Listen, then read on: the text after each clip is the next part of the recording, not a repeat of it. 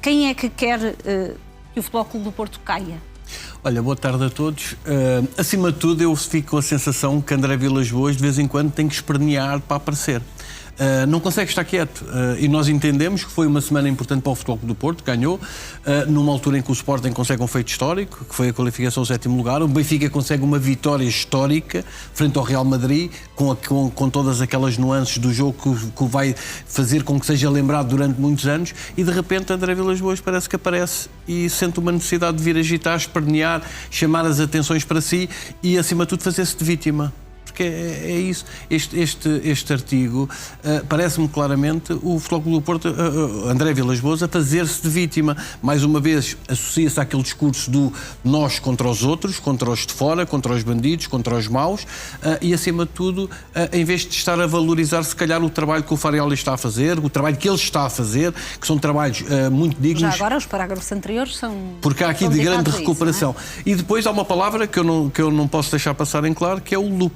Mais do que a lupa, é o loop, que falam em loop. Ou seja, aquilo que eu me lembro do loop foi quando ele colocou uma câmara, uma televisão no balneário do árbitro que tinha imagens em loop de um lance que tinha acontecido e, portanto, é a única associação que eu faço. Acho que André Vilas-Boas devia, se calhar, manter mais a calma a determinadas alturas e elogiar mais aquilo que está a ser feito dentro e parar de uma vez por todas com estes ataques, porque aquela vitimização que já soa falso e já soa, acima de tudo, a protagonismo. E, portanto, acho que André Vilas-Boas está lançado para ser campeão nacional. Acho que isto só pode vir a denegrir ainda mais a sua imagem. Rafael Soares, o Futebol Clube do Porto está destacadíssimo na frente, já bateu o recorde de pontos também conquistados. Porquê é que o presidente do Futebol Clube do Porto se sente tão prejudicado pelas arbitragens? Uma boa tarde, antes de mais. Um clube pode estar na frente e ser na mesma prejudicado pelas arbitragens e até pode sentir que teria um avanço maior no entendimento de André Vilas-Boas. Mas, na verdade, perdeu 2 pontos, não é? A minha questão é essa, não se tem refletido pelo menos nos resultados e na pontuação, não é? Sim. Eventuais erros de arbitragem não têm tido reflexo, Por acaso, não é? nesses 2 pontos que o Porto deixou fugir, o Porto reclamou da arbitragem, reclamou inclusivamente a intervenção do VAR, creio que foi aquele lance do António Silva dentro da área, amarrou já o Denis Gould. Também reclamou nessa altura, portanto até poderia pensar que até tinha esses 2 pontos que o Porto não conquistou. Mas de qualquer forma existe aqui a cultura de quem chora ou reclama com algo que tenha a ver com a arbitragem, está mais próximo do sucesso, aqui faz uma reclamação em particular, mas acho que há duas expressões curiosas olhando para aquilo que temos visto nesta temporada. Primeiro, a tal questão do loop que o Mário fala, e associo aqui à frase que é dita no comunicado, que é o facto destas pessoas andarem a intoxicar o trabalho dos árbitros. Eu não sei em concreto quem são as pessoas que o Porto refere, porque acho que... Claro, porque fala em comentadores, não vos serve a vocês a carapuça. Não. Eu, pelo menos, é raro comentar sobre arbitragens, só quando me pedem mesmo. E a responsabilidade minha se for eu sentada. Mas acho curioso que... Estava a dizer que não sei quem são as pessoas porque acho que seria importante o Porto referi-las, porque se critica algumas pessoas, que coloque os nomes, porque assim é tudo às claras e ficamos a saber de quem se trata. Mas quando é dito que andam a intoxicar o trabalho dos árbitros, eu pergunto o que é colocar televisões no balneário do árbitro que está a apitar a tua partida ao intervalo, ou ver, por exemplo, um comunicado a 4 de novembro, um comunicado do Futebol Clube do Porto a enumerar eventuais erros contra o Futebol Clube do Porto e supostamente a favor de Sporting e Benfica. Tem lá uma longa lista nesse comunicado, se bem nos recordarmos. Eu pergunto se isto também não é intoxicar o trabalho dos árbitros, portanto, toda a gente tem muita moral a dizer ao vizinho do lado que anda a intoxicar o trabalho dos árbitros, mas depois toda a gente acaba a falar do mesmo assunto. E depois, se eu ganhasse 5 euros cada vez que eu vejo em comunicados de clubes a dizer estamos contra tudo e contra todos, estava muito melhor financeiramente, não tenho dúvidas nenhumas. Paulo Catarro, tem sido a continuação, isto é a continuação, no fundo, de um discurso que o Futebol Clube do Porto já tem tido, em que se sente prejudicado pelos árbitros, pelos comentadores e por pessoas que, segundo o Futebol Clube do Porto, têm uma agenda que é prejudicar o Porto e de alguma forma, ao falar do Porto, influenciar os árbitros. Há fundamento nesta acusação, pelo menos fundamento visível e provas factuais que sustentem isto que disse André Vilas-Boas? Boa tarde. Bom, eu choca-me sempre, venha de onde vier, qualquer tentativa de querer justificar algo com comentadores ou com opiniões. Cada um tem a sua, pode exprimi-la, e se árbitros ficam condicionados com opiniões e comentários, não servem para isso. Para essa função, não podem ser árbitros. Ponto final. Em segundo lugar, eu penso que André Vilas-Boas está já a preparar o caminho para aquilo que vai ser, creio eu, a nomeação mais importante do mês e muito possivelmente uma das mais importantes até ao final do campeonato. A do Clássico. Que é entre o jogo entre o Porto e o Sporting no próximo dia 9. E eu acho que isso faz parte desta estratégia.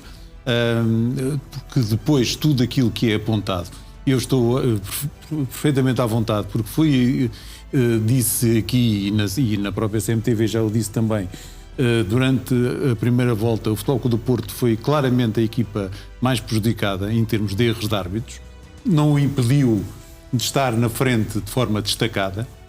Portanto, acho perfeitamente que uma coisa não tem a ver com outra. O Futebol Clube do Porto vai à frente porque é melhor que os outros, ou tem sido melhor que os outros até agora.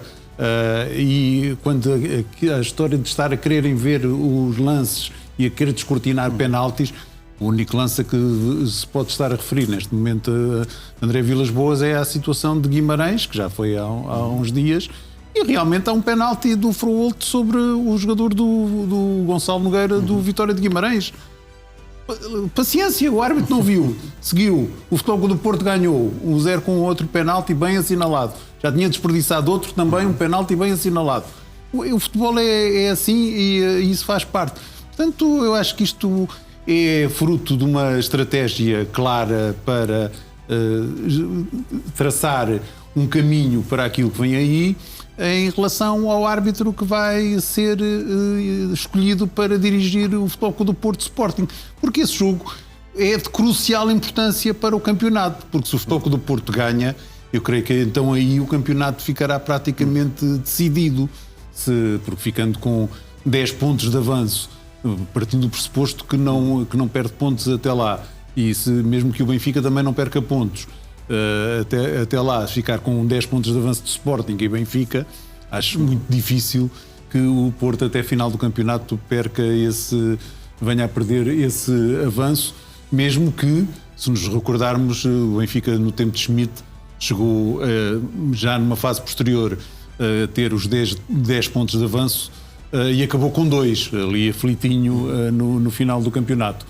Mas acho que isto faz parte destas questiúnculas normais do futebol português que antecedem, e começou cedo, antecedem um clássico como um Porto Sporting, que é de crucial importância para o campeonato. O primeiro tópico que tu tocas é muito importante, eu concordo, e parece que há a ideia de os clubes acharem que os árbitros cedem muito facilmente à pressão, são muito pressionáveis por causa dos comentadores ou por causa dos analistas de arbitragem em concreto, e eu acho que isto até é desrespeitoso para os árbitros. Até podem ser facilmente pressionáveis, mas é como o Paulo diz, são facilmente pressionáveis, não devem estar pelo menos a este nível. Mas há ali alguns, a André há pouco perguntava se algum de vocês, e eu incluído, se enfiávamos a carapuça. Mas quando se fala de elementos que fazem parte da comissão de arbitragem não permanente, não é difícil um grupo de comentadores muito perceber a quem é que se está... É porque são dois momentos... Incluindo um comentador desta casa. Portanto, o que é dito, parece-me a mim, é que há comentadores que não são isentos, que acabam por ver essas imagens em lupa e com lupa e que depois são ajudados pelos tais ex-membros de comissões não permanentes. Portanto, não é só aos... Daí eu perguntar, e já agora para que ficasse claro, se vocês enfiavam a carapuça, permitam-me essa expressão, para ficar claro, porque me parece que é não só esses ex-membros de comissões não permanentes, mas comentadores em geral. Mas que há comentadores que não são isentos, é óbvio. Se há comentadores que são afetos a clubes, vamos achar que eles são isentos? Não são. Mesmo os comentadores que não E são... os próprios identificam-se, não é? Exatamente, mesmo os que não são afetos, por muito, eu costumo sempre dizer, a questão de, nós falamos muito no jornalismo isento e independente, nós qualquer decisão que tomemos enquanto profissionais está sempre assente nos nossos valores e nos nossos princípios, naquilo que está desde praticamente o nosso berço. Portanto, qualquer forma como eu analiso um lance... Aqui há uma espécie de insinuação de má-fé. Exatamente, é preciso ser rigoroso e honesto. O que André Vilas Boas insinua é que há aqui uma tentativa de quebrar, de causar dano ao Futebol Clube do Porto, por parte desses comentadores. Eu acho que também já tivemos elementos do Sporting a queixarem-se do mesmo, o Benfica idem aspas. Portanto, eu acho que isto é cíclico e, como eu disse, eu acho que esta intervenção e este editorial da revista Dragões faz parte desta estratégia, sobretudo tendo em conta este jogo que é fundamental, que é o Porto Sporting do próximo dia 9. Muito bem, já vamos voltar ao Futebol Clube do Porto e a esse clássico do próximo dia 9 de fevereiro, um clássico que pode ser determinante para o desfecho deste campeonato, mas amanhã entram em campo Benfica e Sporting. Já vamos ouvir Rui Borges, mas para já ouvimos José Mourinho, que reagiu ao sorteio da Liga dos Campeões, diz que o Benfica vai defrontar o rei da prova. Nós só tínhamos duas possibilidades, ou o Real ou o Inter, não tínhamos muito por onde escolher e tu condes o rei.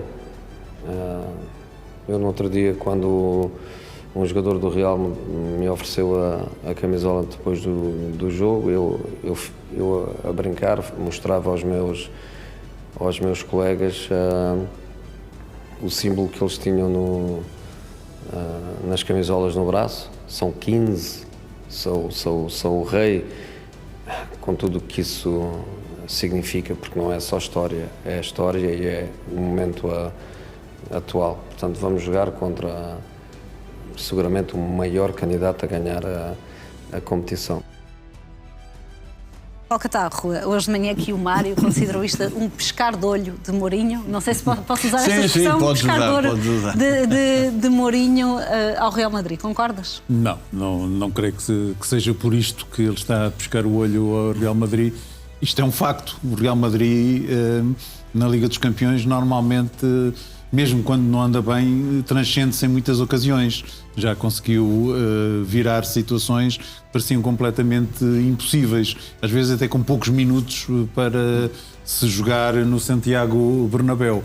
Por isso, creio que limitou-se a constatar o óbvio. Porque agora, creio que também para o Benfica, nesta eliminatória, não sendo obviamente favorito, porque o Real a duas mãos é muito mais complicado do que jogar apenas numa partida como se viu no Estádio da Luz, mas eu acho que, por exemplo, é melhor jogar no Estádio da Luz primeiro do que jogar no Santiago Bernabéu, porque normalmente o Real fora não esmaga completamente os seus adversários, tem mais dificuldades, até pela forma como hoje tem a equipa, que está profundamente desequilibrada, sobretudo no seu aspecto defensivo, em que se vê que vários jogadores que não correm lá atrás, ficam cá a ver, a observar, e por isso pode muito bem, se o Benfica conseguir um resultado, mesmo que não seja um resultado vitorioso, mesmo um empate, o Benfica pode perfeitamente ir a Madrid e,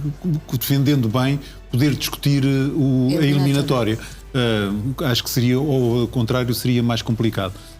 Quanto a José Mourinho, bem, se ele passa o Real Madrid com o Benfica, bem, isso então já é outra conversa, e aí não sei se será preciso piscar um olho. Já esta vitória foi o que foi. Já foi o que foi, não sei o que é que os espanhóis não irão dizer depois disso, não é? Mário, recorda-nos então a leitura, fizemos a análise minutos depois de Mourinho ter falado. Repara, é o pescar o olho, é o deixar a porta aberta, é o manter o assunto em cima da mesa. Esta declaração de Mourinho, não foi em conferência de imprensa, mas foi ao canal do clube, vai fazer com que os espanhóis, a imprensa espanhola, dê eco a esta expressão. O Real é o rei. Mas é pescar de olho porquê? Então, O Real, um facto. O Real é o rei, Então tem 15 títulos de o Real é o europeus. rei, e a minha pergunta é, José Mourinho, algum treinador pode dizer que não ao rei? Sim, mas ele ainda não tem esse Acho que o convite. Florentino deve estar a preparar um cascola agora maior, a seguir ao Benfica, e depois não dizer não ao rei. Eu percebo o que estás a dizer, Mário, mas... Depois, Continua, desculpa. sim, depois parece-me a mim que José Mourinho mantém o assunto em cima da mesa. Mantém... E de manhã falaste também do facto dele realçar que alguém lhe deu uma camisola. Claro que sim. Isso também era... A boa relação do balneário. Mourinho a que querer existe. mostrar que há uma boa relação. Mourinho ainda deixou obra, deixou respeito no balneário. É este o e cascal que dizes que o Florentino Exato, Pérez deve estar tem- agora a preparar aqui uma está a versão preparar. desta aqui para eventual José Mourinho. Mas nenhum destes jogadores estava na altura Depois, no Real Madrid. em relação Mário, ao não te Paulo, esqueças disso. Está bem? Então, Está bem. Então, Por exemplo, qual tu é a achas relação, normal- então, com o tu balneário achas de agora? normal o José Mourinho ter perdido nas 3 perguntas que lhe fizeram, ter perdido tanto tempo a falar do Courtois? Sabes o que é que isso quer dizer? Quer dizer que o Courtois, um dos pesos pesados do plantel, ele teve a Isso elogiá-lo acho normal. e a dar Acho. uma demonstração de que há também Pode ali ter sido no correlado, olha balneário. a camisola, não? Pois, E pode buscar ter o olho. E, portanto,